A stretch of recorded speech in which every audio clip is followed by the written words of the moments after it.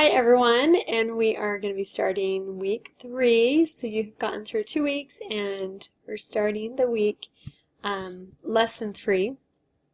And as I'm in my table of contents I got here by just hitting content, lesson 3 is on disciple leadership. So I can double click there, go to the getting started, which is a good spot to give you an overview, the little preview on what this week is about.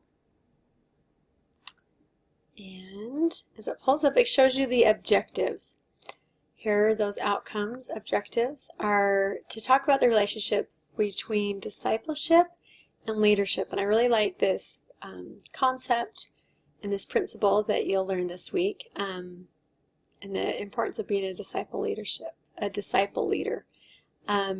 You'll also have the skill of note-taking that you'll work on, and we'll learn a different note-taking strategy, and increase your ability to understand English while reading text by using a skill called previewing. And once again, this is a good spot that shows you all the things that are due, kind of due midweek, the Wednesday night, things that you need to do on Thursday, the gathering, and then things due Saturday night. So it organizes it nicely there. For that purpose, I'm just going to go into the different things from here. Before I do, I want you to show you, here is where it talks about the peer discussion appointment and your speaking partner appointment. If you wanted to see it in the table of content view, I'm going to show you quickly where that's at. I'm sorry for the light behind me. It's not very sunny outside, but it's cloudy skies. Snow is about to start, and so the sky is kind of bright. So as we look, if you'll see here in the getting started, under the preview is where I just went, and that's where it has their directions. In case you forgot, I had a few students asking about peer discussion appointments and speaking partner appointments. And remember, if your speaking partner, if you're not able to meet up with them, maybe you set Tuesdays at 5 o'clock to meet up through online, and if they weren't there or available, email them and try to reschedule for that week so you can still get the assignment done. You report on, if you click on there, because some people were saying, where do I record what I've done? It says right here, you're going to report on your speaking partner appointment at the end of the week, and it's in the lesson report. When you do your lesson report, it asks for feedback on both your speaking partner and your partner in your class that you're gathering that you've got assigned to. And once again, this is a good place to go if you're having problems with your speaking partner. So let's go back. I'm going to go back to the preview page to show you the other way that you can go to the different assignments. One that I want to talk to you about is, like always, application activity, because lots of times there are different things I need to make sure you're aware of. I'm going to turn off my camera so you can see all the words. As you look through this, it asks you to take notes as you watch this video. So you'll click on this video and you'll just take notes by writing down key ideas. And like it says, don't take notes in the Cornell note format. You will have learned about a format, a note-taking method called Cornell note-taking. Don't do that yet. Just do key ideas. Then you're going to practice taking notes the Cornell way. Use the Cornell note-taking system as you watch a video by Elder President James E. Faust. So you click there. And remember the steps. These are the steps in that Cornell note-taking system. It also says that you may read or listen to his conference address on discipleship instead of watching that short video. Then think about the advantages, the things that were good about writing down key ideas, and the disadvantages. What was it so good when you wrote just the key ideas? And then what is the good things, the advantages of Cornell notes? And then what are the disadvantages? What are the negative things, or the not so great elements of Cornell note-taking?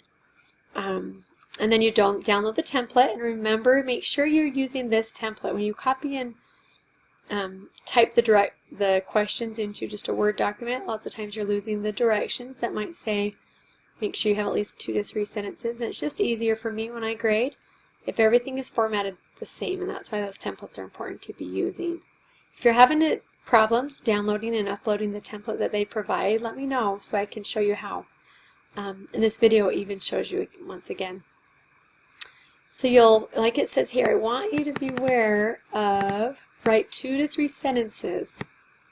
That means I need to see at least 2 sentences. I'm really working on holding you to the directions, because in other courses they're going to expect you to follow what it's asking you to do. Explain the advantages, the good and the bad, of just writing down key points, and then the good and the bad when it comes to Cornell. What's good about it, what's positive, and what are some things that you don't maybe like about it. And then the last one is write, once again, at least 2 sentences, can be more, to explain how Cornell Notes can help you be a better student. How can that note-taking system help you be a better student? And then you submit it. Put my picture back up. I do this, I have my face on there, just so you have a chance to get to know me more as a person when we're thousands of miles away. Sometimes I want you to feel like I am here for you. I am a real person as your instructor, and want you to remember that, that you can feel comfortable coming to me with anything. So that's why I put my face on there as much as I don't like to. Okay, so that is really all I wanted to show you. The last reminder is with discussion boards. I would like you to make sure when you're posting your discussion board, to make sure you're reading the prompts and picking one to respond to. Instead of just picking anything to write, there are guidelines when you go into there, and tells you the steps. Like this one actually doesn't have a list of things. When it has a list of prompts, you just pick one of the prompts that you want to respond to. This one's a little different. You're going to pick someone that you know in your life that has the qualities of a good leader. So make sure that's posted by Wednesday night. The class is split into groups, and if people in your group are not submitting their original post by Wednesday night, then the others in the class have no one to respond to. So make sure you do that by Wednesday night and respond to 3 peers. 3 peers by Saturday night. The last thing, I just wanted to tell you about the videos that I make, the vocabulary sentences videos. I'm going to start just submitting those into your feedback each week, even if you used all the vocabulary words correctly.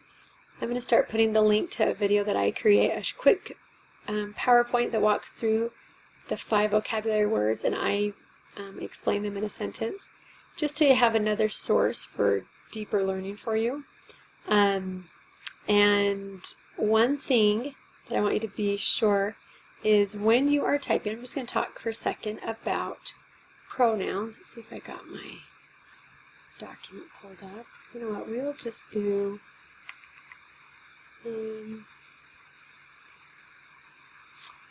me just do pull up my Word document, hold on.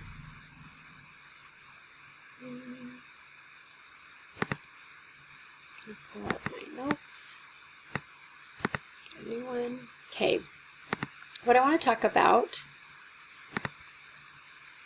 there we go, is, I'm going to take my face off for a second. A couple things that I'm noticing is when we have our vocabulary sentences, capitalizing just the first word in the sentence and then the proper nouns. So proper nouns are specific names of a store, like a place, a person, or a thing. So if you're talking about cookies, that's not a specific name of a cookie. They're just cookies, so it's lowercase. If I'm talking about Oreos, I don't know if you guys have those where you live, but that's the specific name of a cookie, and so I would capitalize the O for Oreos. If I'm talking about a place like the store, that's just general. I don't need to capitalize it because it's not the specific name. It's a noun, but a proper noun is when it's the specific name. So we have some stores around here called Smith's, and so I would capitalize that because that's the specific name of a store. So if I'm writing my sentence, if I have a person, if I'm talking about the teacher, In my sentence, I don't need to capitalize teacher. I didn't say her name. When I taught school, I was Mrs. Colton. And because that's a specific name, I capitalize M and I capitalize the C. I would even do the same with Sister Colton. Okay? So remember that when you're typing your sentences for your vocabulary quiz. The other thing to remember is I've watched some of you as you write like discipline. The teacher had good discipline in her class. Make sure you don't need to capitalize the vocabulary word unless it's a proper noun. Okay? So do not capitalize the vocabulary word just because the vocabulary word. I only capitalize the first word in the sentence and if a proper noun, if any proper nouns are in the sentence, but this one doesn't have a proper noun. If I said, I went to Smith's, which is a grocery store, to buy some Oreos. I have now capitalized Smith's because it's a specific name, so it's a proper noun. And I'm going to capitalize Oreos because it's a specific noun. It's a proper noun. It's the specific name of a cookie. Okay? So that is my quick tip, is to be watching. And I know some of you may know that and just forgetting to do it. So make sure you only capitalize the first word of the sentence and any proper nouns. The rest, lowercase. Even the vocabulary words don't need to be capitalized unless it's a proper noun. Okay? Other than that, have a great week. And remember to email any questions you have, or if you even just want to share some good news with me. In the questions and conversations discussion board, that's another great place to share great things that are happening. I'm going to look at the possibility of opening up a separate discussion board for good news because I want to learn more about what's going on in your lives and the great things that you have coming up. Things that we have coming up is in 1 month, my 5-year-old daughter will turn 6. And Valentine's Day, we've been making Valentine cookies already. My kids love Valentine's Day, so those are the exciting things that we're looking forward to. And I want to hear what's going on in your lives. So have a great week as we learn about disciple leadership. Bye, everyone.